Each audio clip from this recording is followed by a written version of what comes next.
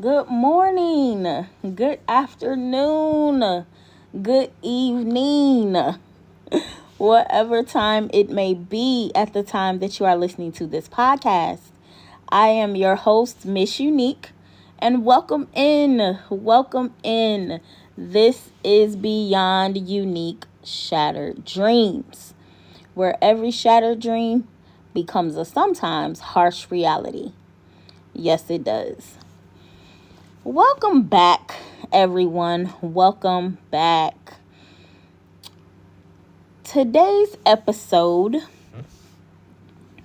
will be a very interesting episode, definitely. Some betrayal took place and some lines were crossed, and I'm sure we've all been there at one time or another in our lives.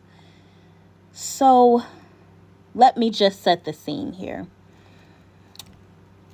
In a previous episode, I discussed when I started a homeless ministry, and God kind of put it on my heart, or not kind of, he did.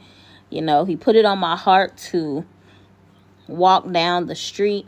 I end up in this small park, kind of a park that is down the street from my home, some blocks from my home at the time.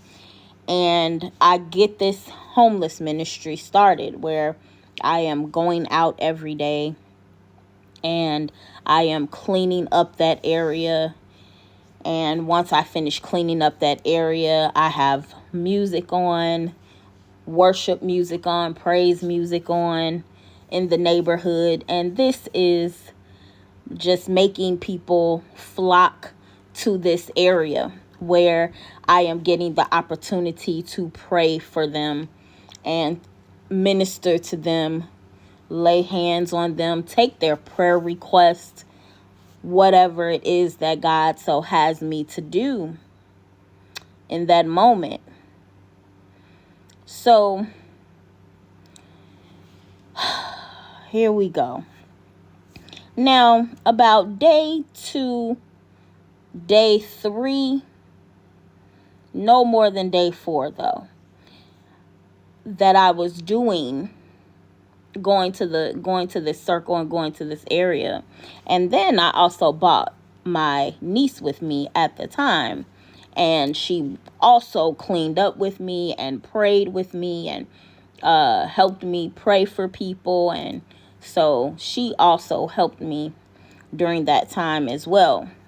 Now, while we were out there, a gentleman came over, and he had let us know that he used to be the person, or had been the person, that would do the very thing that we were doing as far as cleaning up every morning, getting the cans out of there, the beer cans out of there, the paraphernalia, any type of needles, cigarette butts, bottles, wrappers from anything, just everything was there.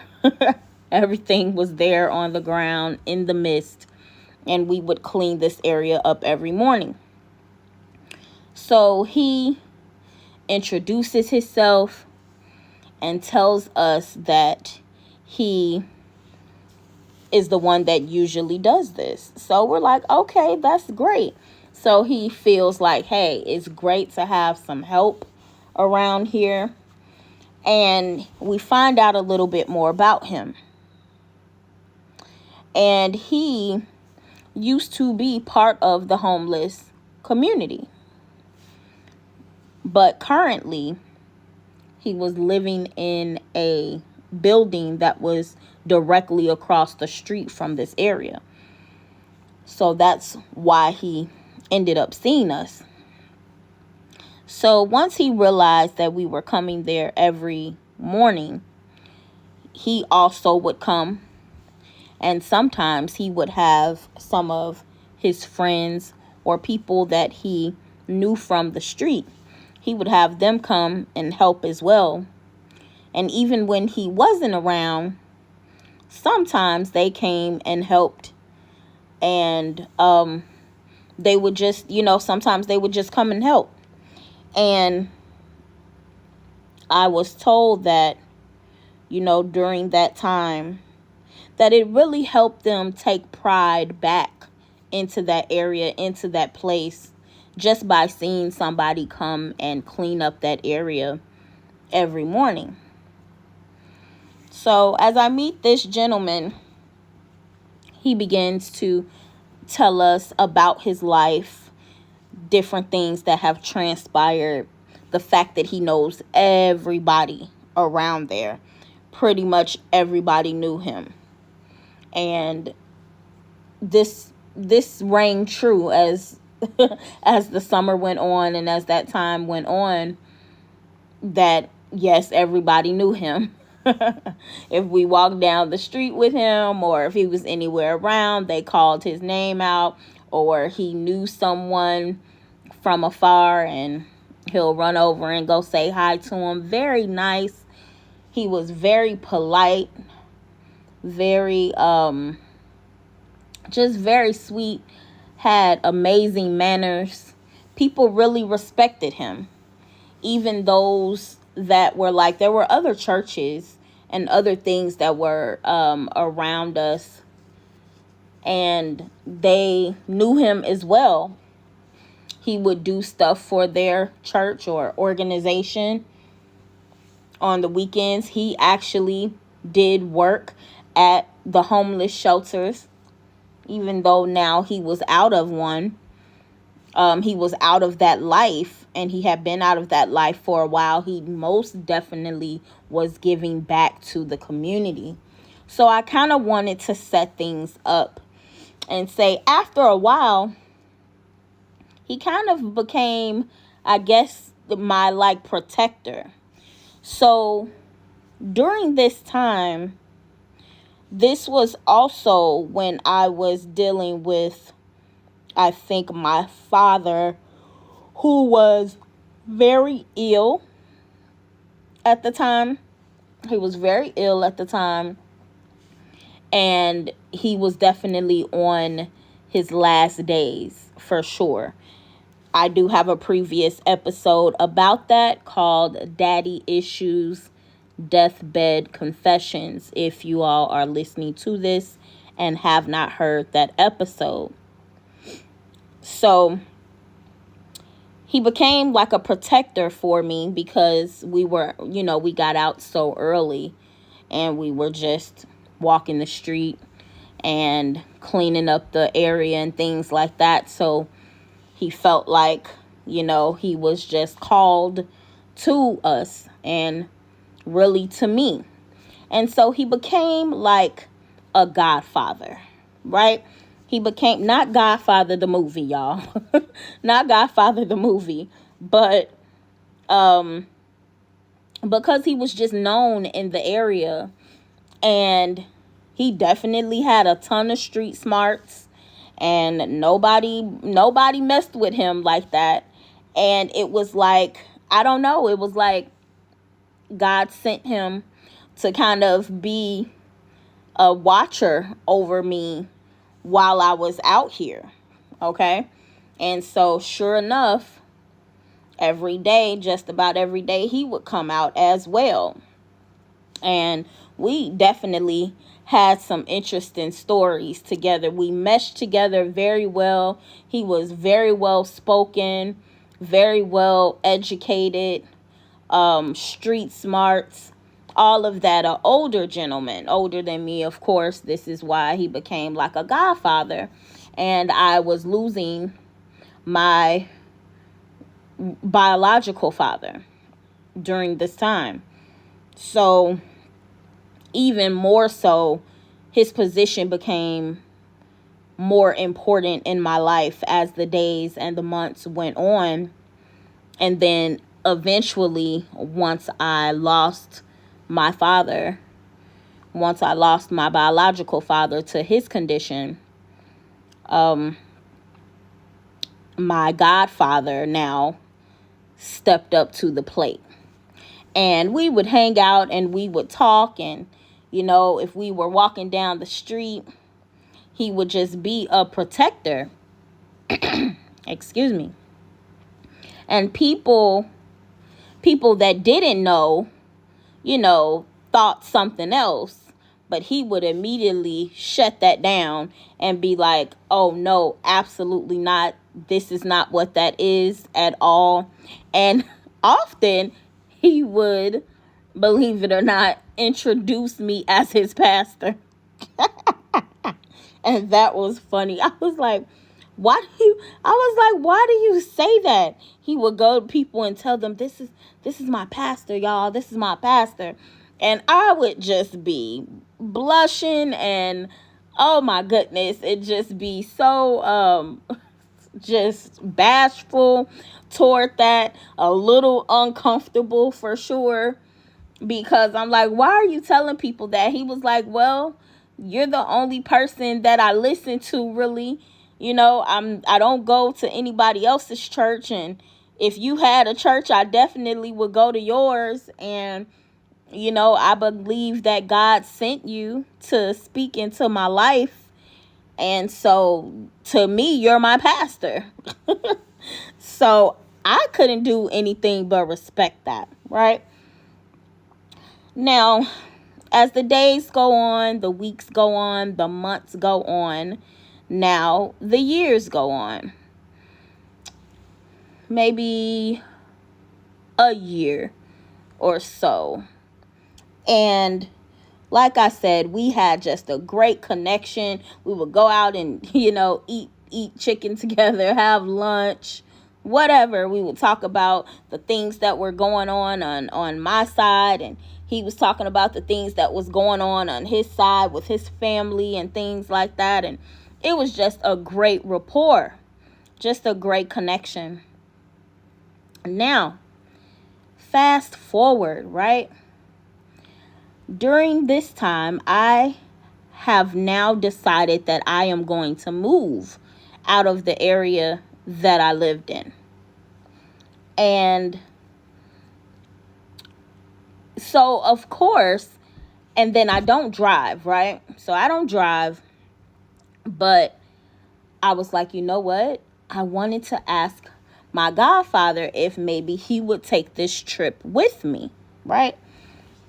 So I thought that this would be really interesting because he didn't have a whole lot to do.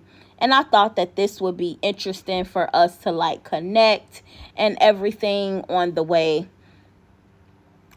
down. And this would just be a great trip. He'd be away from where he lived for a while. And then also would be able to take me to where I was going. Thought this, would pretty much be a great idea. Was a little nervous about asking, but I asked him and he accepted, and that was great, right? He accepted and that was great. So now it comes to the fact that we have to order the car that we are going to use in order for me to move, right? Me and my son at the time, and my son was about 4 or 5 when it was during this time. So he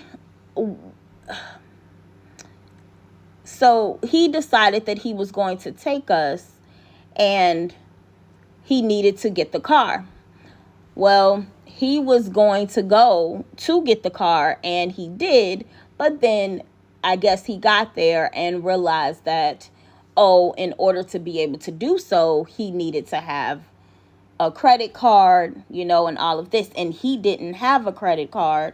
So we're trying to figure out how that was going to happen. That was a whole thing. So we got him back home. He ended up taking the train there and coming back to my house, and we figured out who would maybe a pretty good alternative or to help us out with this situation. So we found someone that could help us with this situation, a family friend that was close to us and still is. And they went to kind of handle that situation. And now we're back with needing to pack to go. So my godfather, he was, I guess, very tired from the trip the day before and him having to go all the way to the airport, and he had to go by train. And that was just a lot of running around, a lot of us trying to figure out how this was going to transpire. So he was asleep. So we let him stay in my one of my extra rooms while we just kind of prepared, right, for the move and started to pack things. Now it's time to start packing the car. And he goes downstairs. I live on the 3rd floor. He goes downstairs to the car. And I am now bringing my things from the 3rd floor down to the car to pack the car. And now I'm beginning to notice that he's sitting in the car, right, and hasn't said anything. And I'm finding this a little weird, but I do like a couple of trips upstairs, mind you, on the 3rd floor. And I am bringing my things all the way to the car. So after a couple of trips, I asked, was he okay? And I was like, can you help me, bring the things down? And he said that he was not going to help me, that because he had to drive, he felt that he was going to be tired, and because I didn't drive, that he was that he needed all the rest that he could get, so he wasn't going to help me. Now mind you, I'm a little woman and I'm up 3 floors. So I'm trying to pack an entire trunk by myself because he has decided that he's going to stay in the car. Now, let me preface this by saying this is completely out of his character. Completely. He has never done anything like this before. As a matter of fact, very much a gentleman, very much, caring, concerned, all of the things. Mannerable, respectful. And so, as you can imagine, this is throwing me off. Also, what's happening is that we're moving out and new people are moving in, but downstairs on the 1st floor. This is during this same time. So they came a couple of times, and we're in the back. It's like the back of the house, packing the car. But I'm the only one packing the car. And I'm not a professional packer or anything. So I'm just bringing the stuff down here. And I'm like, well, I don't really know the best way to pack this stuff. I was like, and so you just not gonna help me do nothing at all? And he literally is like, no, I'm not gonna do anything. If you want me to drive, I'm not gonna help you pack. And I'm just like, whoa, okay, all right. And I am so hurt, so upset, so hurt at this point. I go upstairs and I'm in tears, and I call my mom And I'm like crying. This is not my thing. She's asking me what's going on. I'm telling her what's happening. I'm stressed out. I'm stressed out with the time frame that we have, the time we gotta, the time we gotta be where we gotta be off on the road, and the time frame that I'm supposed to be in the other town that I'm moving in to get the keys before they leave. And it just was a lot, right? So I'm telling my mom about it. She's like, calm down, calm down. She was like, okay, I got you. Don't worry about it. And so I guess she decided that she was going to leave early. She was like, look, she said, don't, just go ahead and do as much as you can do. And I'm going to be there. Don't ruffle his feathers. Don't make any sudden moves. Just know that I'm gonna be home soon. So I'm like, okay, fine. So I'm just going to push it through, suck up these tears, right? Wipe my face off. And I was like, okay, I'm just going to keep packing. All of a sudden, he was out the car and making calls and walking down the road and down the alley and, different things or whatever.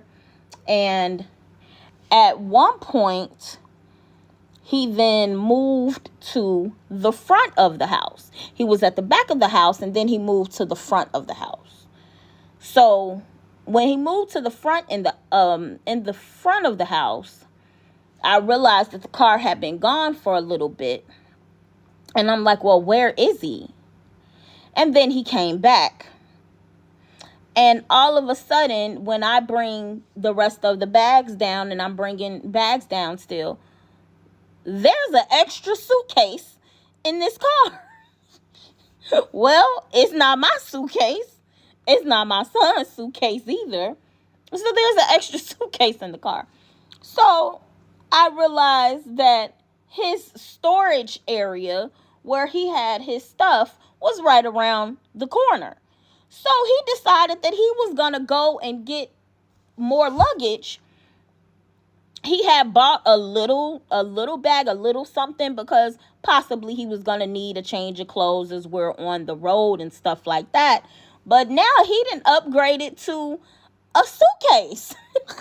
And I'm like, what does he think is getting ready to happen? And he's bringing a whole suitcase. This little SUV that we've ordered is not a big one. It's like a medium size one. It's small, a medium, a small medium size, and it has to be packed to the brim with our stuff. So why did he think an extra suitcase of his was going to fit?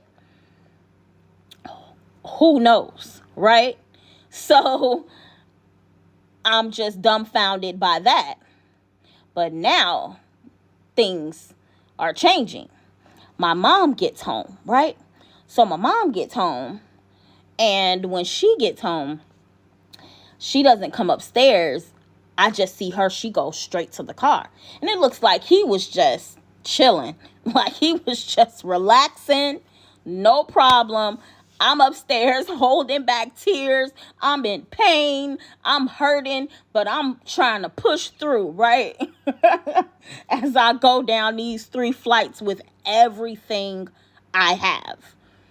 So she gets the keys from him. And apparently he has a real attitude, right? He didn't expect her to come, and then didn't expect her to get the keys back from him. So she got the keys back from him, and he seemed rather upset for sure. He had to get his suitcase up out of there. Yeah, you got to get your suitcase up out of here, because where did you think that you were going?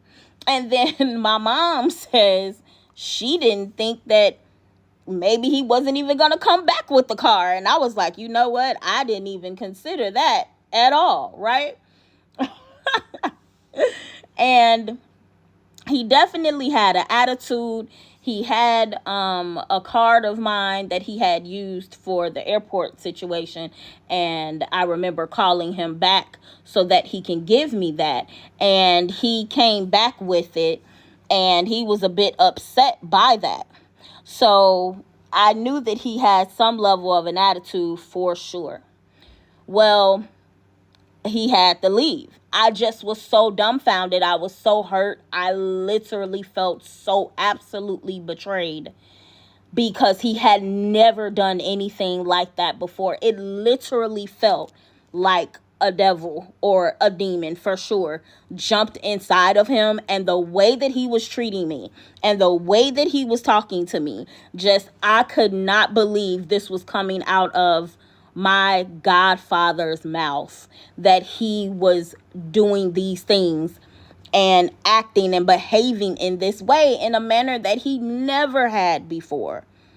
So my mom gets the keys, and now we're good, right? Got the keys. So that particular family friend that I spoke about earlier that kind of came to help us with the card situation, we also called to see if they would help us with this particular situation of taking us down, to move.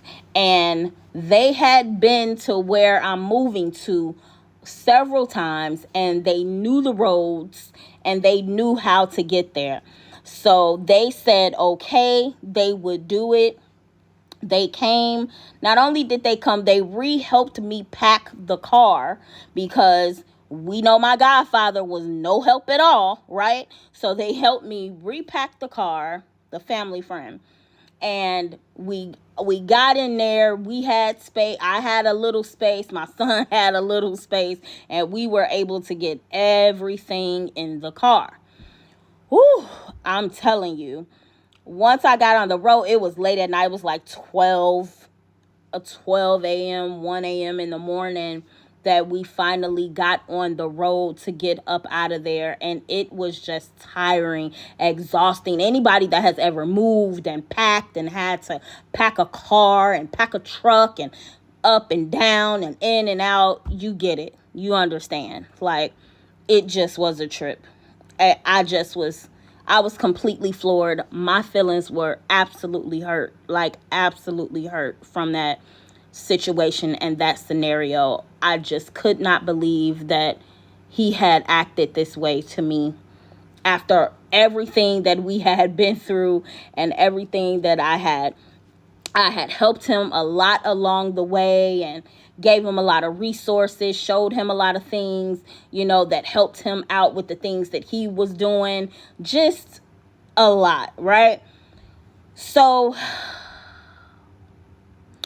the unique blessing in this story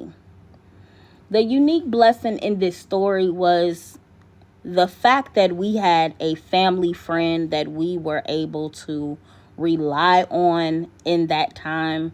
And he came through. He was absolutely amazing. He got me here to where I am currently on time, was so absolutely helpful. And the unique blessing is, be good to people. Be good to people, because when you're good to people and you need that back, it's gonna come back to you. See, it didn't come back to me by the person that I thought it would come back to me with, right? But it came back to me with someone else that tremendously helped me in that situation. And man, so blessed, so thankful, so absolutely grateful. My mother was so thankful for this whole situation. And man, it didn't end how I thought it would, but I'm so thankful and blessed and grateful that it did. And I am going to end story time here for today.